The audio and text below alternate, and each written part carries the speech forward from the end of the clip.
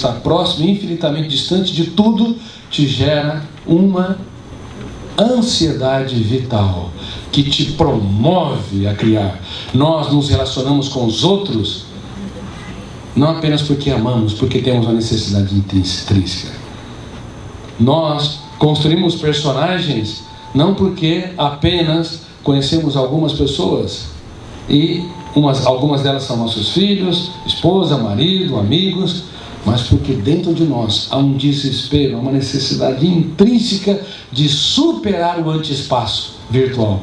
Você está próximo e infinitamente distante. Isso gera uma ansiedade intrínseca no Homo sapiens para que ele nunca se enclausure, para que ele sempre procure o outro, para que ele sempre construa relacionamentos, mesmo que uma pessoa se separe inúmeras vezes e ele fala, nunca mais vou me relacionar, por mais que ele prometa daqui a pouco, a própria consciência existencial, que é virtual, que o coloca só, dramaticamente só, no teatro da existência, levam a construir mais um outro relacionamento, levam a se impelir para ser um homo socius, não apenas um homo pensantes, um homo sapiens. Os computadores criam por causa de um programa, o que os líderes mais criativos, inclusive do Vale do Silício, não sabem, nós criamos devido a uma ansiedade vital patrocinada pela consciência virtual. Estou próximo e infinitamente do mundo que me cerca. E se nós usarmos o pensamento correto, que é o pensamento imaginário, antidialético, vocês vão ver aqui, ao longo desse curso, você pode libertar a sua capacidade motora para criar. Você vai conseguir dar um upgrade, você vai impulsionar, você vai colocar combustível na capacidade de construir novas ideias. Portanto, não existem pessoas burras, não existem pessoas desinteligentes, existem pessoas que não aproveitaram intuitivamente a ansiedade vital para libertar o imaginário, para debater ideias em sala de aula, para pensar de múltiplos ângulos, para pensar sobre múltiplos focos, para enxergar o mundo de maneira multiangular, como eu digo, multifocal.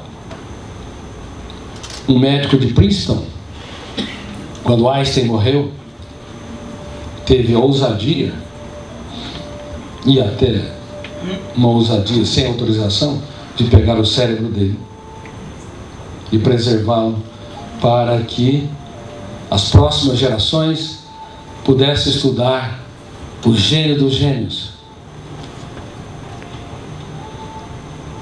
Só que esse médico de Princeton não conhecia quais são as bases para se promover a criatividade, porque alguns seres humanos, entre milhares ou milhões, saem fora da curva, libertam o imaginário, constroem novas cadeias de pensamentos, desenvolvem conhecimento com outras possibilidades, vê um mundo diferente.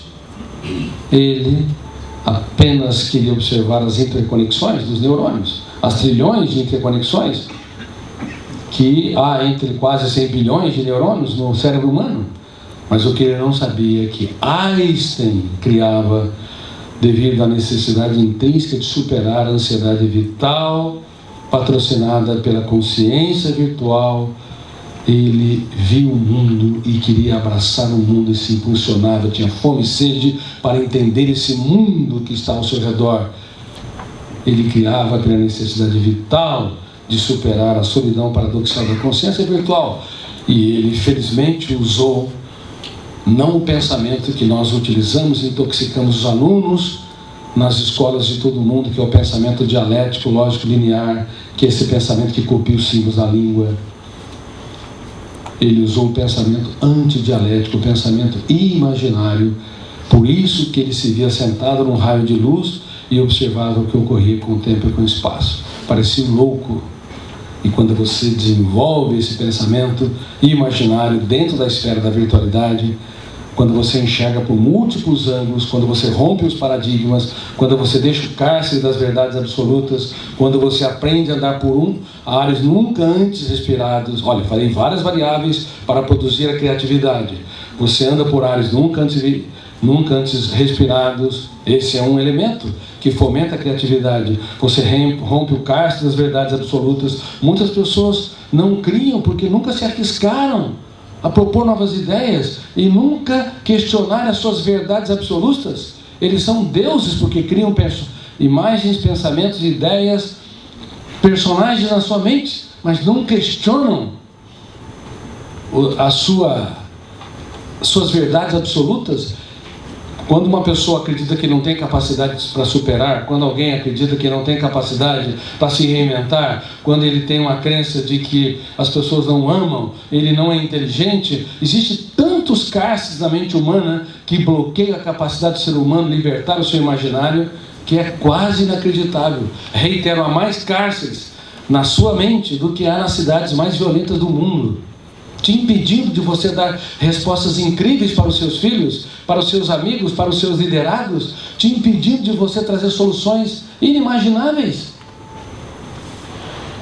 Vários dos vales do silício, dos cientistas, dos pensadores, dos nerds, eles intuitivamente libertaram. Por isso que eles foram considerados gênios. Não é pela quantidade de neurônios, nem pela quantidade de interconexão em destaque, mas porque eles saíram fora da curva nessa sociedade cartesiana, nessa educação cartesiana que nos robotiza, que nos controla, nos asfixia, nessa educação que nos avalia pelo resultado das provas e não pela inventividade, pela ousadia, pela capacidade de recomeçar tudo de novo.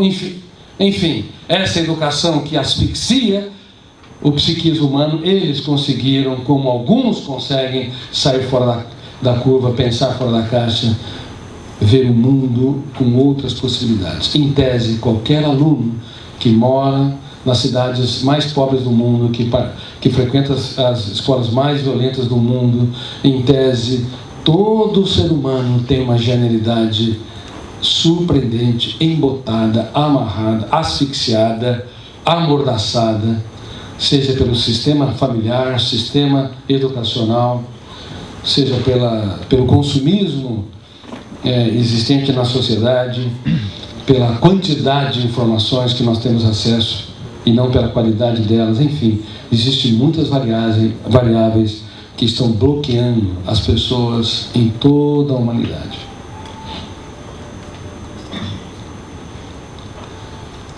Nós precisamos conhecer quem somos na essência. Talvez vocês já estejam chocados.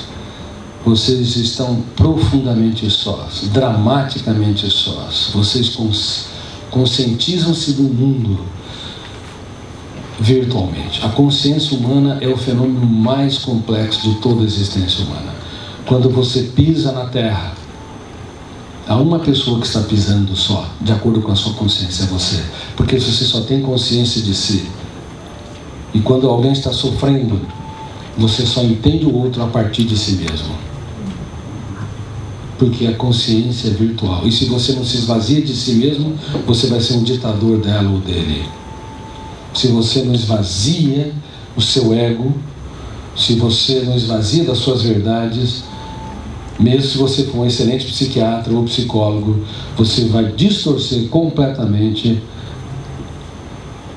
a maneira como você interpreta a síndrome do pânico de um paciente, o transtorno de ansiedade, um transtorno depressivo, os erros, as falhas dos seus filhos, dos seus amigos e assim por diante. A consciência virtual nos torna únicos e sós.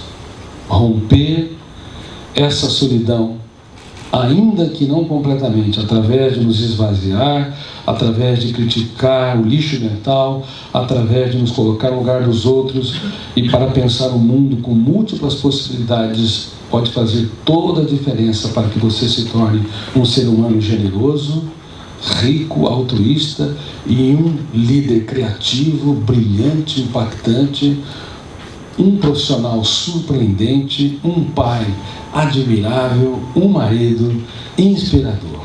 Caso contrário, você vai ser mais um entre milhões ou bilhões de seres humanos que andam no traçado do tempo sem nunca ter encontrado o mais importante de todos os endereços, o endereço dentro de si mesmo.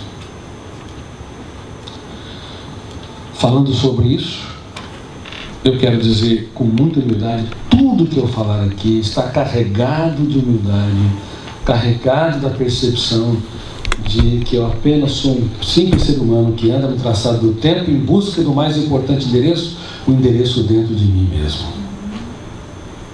O endereço que poucos encontram, como lhes disse. E também carregado de humildade para perceber que sou um simples mortal e que em breve vou para a solidão de um túmulo.